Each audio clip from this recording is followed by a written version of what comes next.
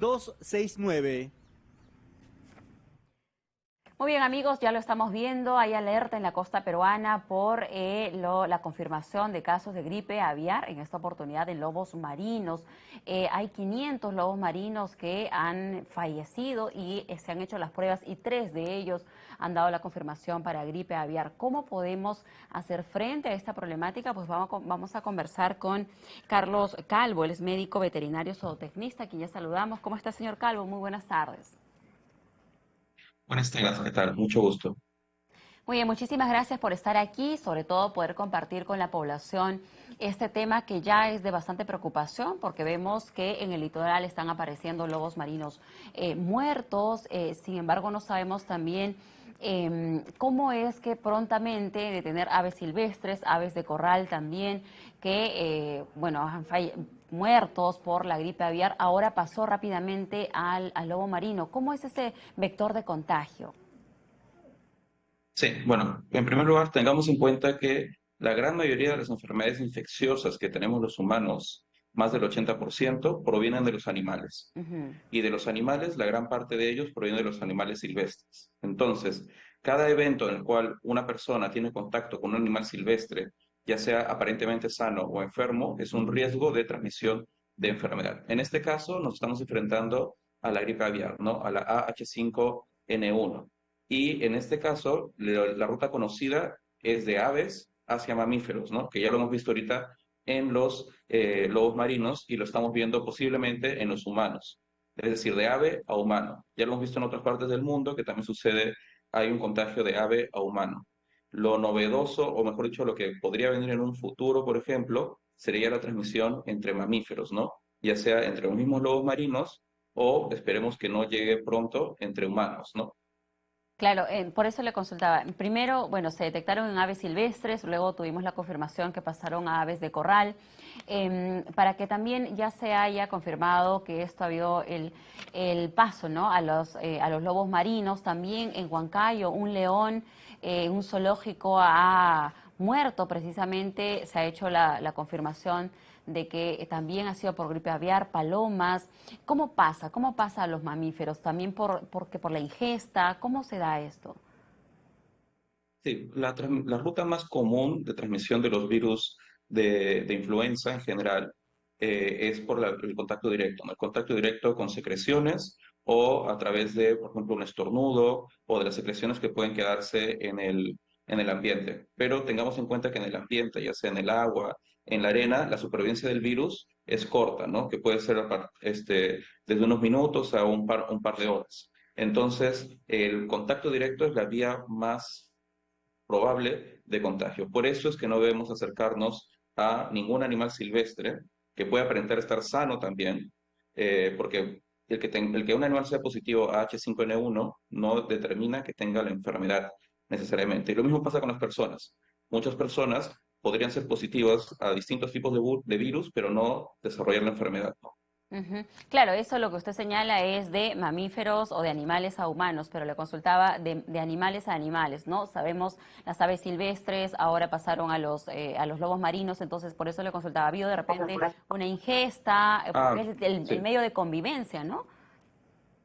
Claro, básicamente es el medio de convivencia. Perú es un país megadiverso, tenemos abundancia también de fauna marina, Ujú. todos ellos conviven, por ejemplo, en las reservas, donde hay mucha cercanía, son colonias bastante densas, donde tanto distintas especies de aves marinas como distintas especies de mamíferos, incluyendo los lobos, viven. Entonces, el contacto directo puede ser bastante común en estos lugares y es muy probable que haya sido a través de algunos de estos tipos de contacto, ¿no? Ya sea en las islas o en algún puerto, en algunos lugares donde hay bastante contacto entre aves y mamíferos marinos. Por eso también se explica entonces el contagio a un delfín, ¿no? En el norte del país.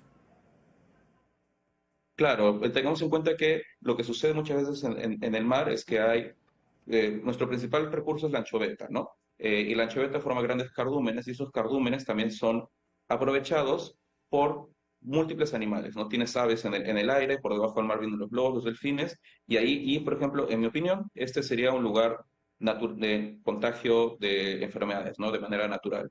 Ujú. Muy bien, lo concreto es que ya han reportado los pescadores artesanales, también bañistas, que a medida que algunos de ellos se desplazan por el litoral, ¿no?, de la costa, encuentran a los lobos marinos muertos, y es precisamente allí las recomendaciones, porque, por ejemplo, si llevásemos una mascota, las mascotas suelen acercarse de repente a los animales muertos, y ahí hay que tener mucho cuidado porque ya básicamente es la responsabilidad de los humanos, ¿no?, de evitar precisamente que se siga extendiendo más esta cadena de contagio. Sí, las mascotas, los perros y los gatos y todos los animales domésticos son responsabilidad de nosotros. Nosotros los llevamos a los distintos ecosistemas y somos responsables de sus actividades, ¿no? Entonces, el hecho de que un perro se acerque a un lobo marino o a un ave, a un ave marina muerta o enferma, puede ser que éste también adquiera patógenos de esta. En este caso, la influenza aviar. Y puede ser también que este perro o este gato puede transmitirnos a nosotros, no a sus dueños. Por eso es importante la tenencia responsable de mascotas.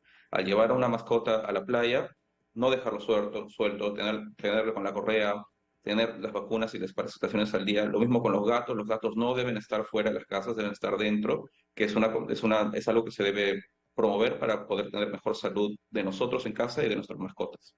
Ujú. Ahora, también estábamos hace algunos días viendo, ¿no?, los efectos o las víctimas tras la gripe aviar, y bueno, hablamos más de 55.000 aves, ¿no?, entre silvestres y aves de corral afectadas, muertas precisamente por la gripe aviar. Entonces, ¿cómo se frena esto? Porque a la par o silenciosamente ahora tenemos esta información de que se sigue propagando a los mamíferos, un delfín, un león, lobos marinos. Entonces, ¿cuál es la mejor forma de poder un poco contener, o estamos frente realmente a una nueva amenaza que está poniendo en peligro no solamente al país? Ya teníamos la COVID-19, hemos visto todos los efectos que ha dejado a su paso, y cómo manejamos la gripe aviar. Todavía estamos en incertidumbre. Ujú. Tengamos en cuenta que la transmisión de este virus podríamos decir que es una forma natural de control de poblaciones, ¿no?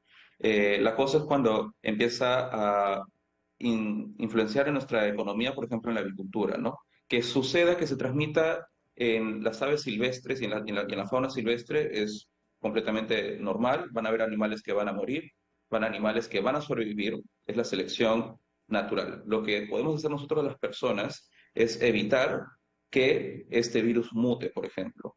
Porque cada evento en el cual un animal doméstico o nosotros tenemos contacto con uno de ellos, es una posibilidad también que este virus mute y pueda llegar a la transmisión de persona a persona, de mamífero a mamífero, ¿no? Es una de las cosas que nosotros podemos hacer para evitar que esto se salga más de control. Tengamos en cuenta que el brote pasado que tuvimos de H5N1, el que sucedió antes del 2010, duró varios años y estuvo alrededor del sudeste asiático. Esta vez nos ha tocado a nosotros, a nuestra zona del planeta, así que tenemos que tener paciencia, cumplir las normas, cumplir las reglas para que este brote sea lo más corto posible, ¿no? Ahora, entonces, señor Calvo, si es que este contagio no se ha dado a humanos, es porque de una u otra manera, pese a la informalidad y de repente el desconocimiento, todavía no ha habido esa manipulación muy cercana con los animales infectados, ¿no?, de gripe aviar. Porque entonces sí sería Yo, factible de que en algún momento los humanos nos podamos contagiar, o de repente nosotros no somos el vehículo para que este virus pues se desarrolle. Básicamente es con otros animales similares. Mira, el brote anterior, el de antes de 2010, si no me equivoco, fueron entre 300 y 500 personas contagiadas y una mortalidad de 50% aproximadamente de esas personas. En este brote actual, que ya lleva un par de años en el hemisferio norte, tenemos solo algunas personas que han sido detectadas, que han sido contagiadas. La mortalidad por el momento es cero. Entonces, acá en el Perú, probablemente tengamos personas que han sido contagiadas, pero que no necesariamente han desarrollado una enfermedad de eso. Eso puede ser por varias razones. Una puede ser las vacunas que tenemos. La mayoría de nosotros estamos vacunados con influenza, con las vacunas de influenza anuales y es recomendable hacérselos. Es más, actualmente creo que es gratuita esta vacuna. Y dos, ¿por qué no hemos detectado esto tampoco? Porque no es común que una persona que tenga una gripe pasajera vaya a un lugar de salud y diga, hola, tengo una gripe, creo que tengo la gripe aviar, ¿no? Entonces, quizá alguna de las personas que ha manipulado, porque tengamos en cuenta que el virus lo tenemos más o menos desde noviembre o diciembre, y han habido grupos de riesgo, ¿no? Desde los mismos trabajadores de SENASA, trabajadores de SECFOR, los trabajadores de las granjas, los trabajadores municipales encargados de levantar los cadáveres, los trabajadores de zoológicos y otros lugares donde hay animales silvestres. Tenemos varios grupos, los cuales, por el momento yo no tengo información si han sido monitoreados del todo, ¿no? Por ejemplo, sé que algunos niños en Huancayo han estado siendo Tres. monitoreados, pero Ujú. ¿qué hay del resto de grupos, no? Sí, algo breve nada más, señor Calvo. Entonces, ¿cómo nosotros, nuestro público que nos está viendo, cómo deben de procesar esta información de que tengamos 500 lobos marinos muertos precisamente por posibles contagios de gripe aviar? Tenemos miles de aves también. Cuando la gripe aviar está entre nosotros, estamos en alerta sanitaria. ¿Cómo podemos manejar, entender esta información para evitar que se sigan o se siga expandiendo este virus? Sí, lo importante es evitar los contactos directos. Es decir, no tratemos de ayudar a estos animales, dejamos que pasen su proceso, ya sea sobrevivir o morir, porque cada evento de contacto directo es una probabilidad de contagio y de mutación del virus. Entonces, evitemos eso de ahí y nos podremos mantener seguros, ¿no? Ya sea para cualquier animal silvestre o animales domésticos también que pudieran tener la enfermedad.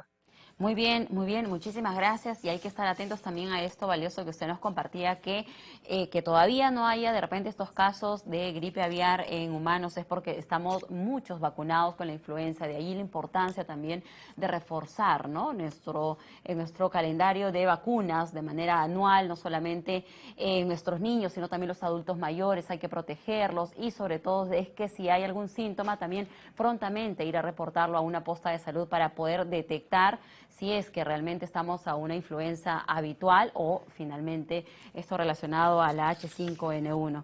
Muchísimas gracias, señor Carlos Calvo, médico veterinario zootecnista, especialista también en salud de ecosistemas marino-costeros y en ecología de enfermedades. Muchísimas gracias, muy buenas tardes. Gracias, buenas tardes. Muy bien, amigos, vamos a seguir con más información en Economía Verde y ahora vamos a tener de